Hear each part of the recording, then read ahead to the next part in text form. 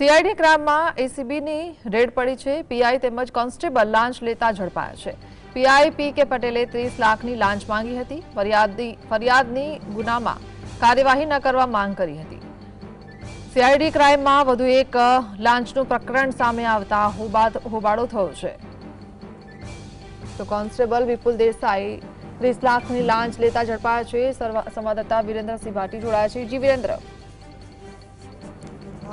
Anti corruption bureau દ્વારા ગાંધીનગરમાં જે સીઆઈડી ક્રાઇમની ઓફિસ આવેલી છે, ડીજી ઓફિસમાં જ તેની અંદર ટ્રેપ છે તે ગોઠવવામાં આવી હતી। તે ટ્રેપની અંદર પીઆઈ તેમજ તેમના જે અધિક કર્મચારી છે તે બંને રંગે હાથે લાંચ લેતા છે તે ઝડપાયા હતા। પીઆઈ પીકે પટેલ અને કોન્સ્ટેબલ દ્વારા 30 લાખની લાંચ છે તે માંગવામાં આવી હતી।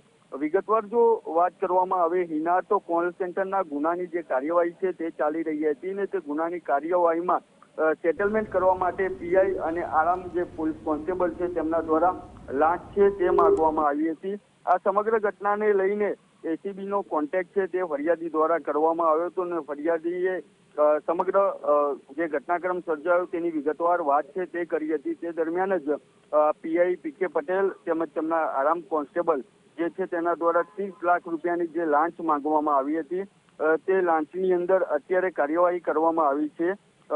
સમગ્ર ઘટનાની જો વાત કરવામાં આવે તો જે પોલીસ ઇન્સ્પેક્ટર પીકે પટેલ તેમજ જે સીઆઈડી ક્રાઇમની અંદર સીઆઈ સેલની અંદર જે વિપુલ દેસાઈ છે તેમના દ્વારા લાંચ છે તે માંગવામાં આવી હતી ને જે લાંચની અંદર એસીબી દ્વારા છટ્ટું છે તે આ છટ્ટાની અંદર બંને પીઆઈ તેમજ કોન્સ્ટેબલની અત્યારે અટકાયત છે તે એસીબી દ્વારા કરવામાં આવી છે। સમગ્ર ઘટનાક્રમ છે તેની અંદર અનેક વખત પોલીસ કર્મીઓ દ્વારા લાંચ માંગવામાં આવતી હોય છે અને એસીબી દ્વારા કાર્યવાહી કરવામાં આવતી હોય છે। ત્યારે સીઆઈડી ક્રાઇમમાં વધુ એક વખત આ લાંચનું પ્રકરણ છે તે હિના સામે આવ્યું છે। જી આભાર।